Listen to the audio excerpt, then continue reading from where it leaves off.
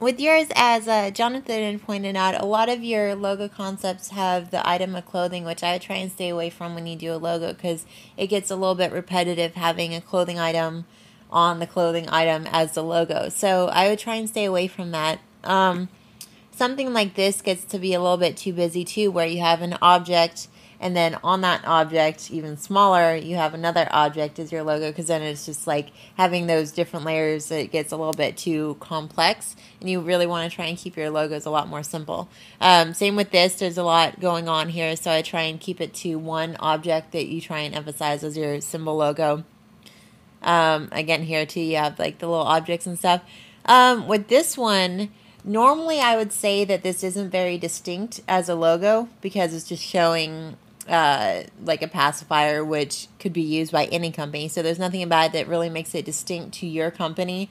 I was reading your description. You said that it would hang off the, was that the S in the word things? I don't think that you even noticed it, but it's kind of interesting when I was looking at it. Your company was, what is it, onesies and things. This actually has the O and then kind of like a T here.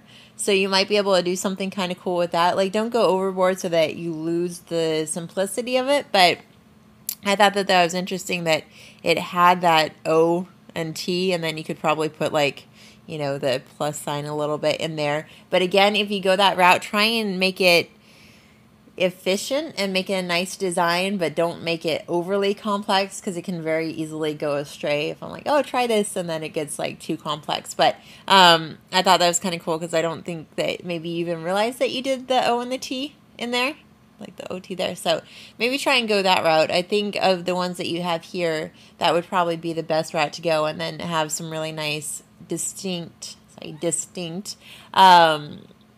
writing or the word mark underneath it, and I think that would make for a good logo. You can still try and maybe have it hanging off the S, might work, but again, if you just have it as an object hanging off the word mark, then that makes the logo overall more of a word mark with the extra imagery as opposed to it being a combination mark. So play around with those things, and I think that you'll be able to do something pretty cool with it.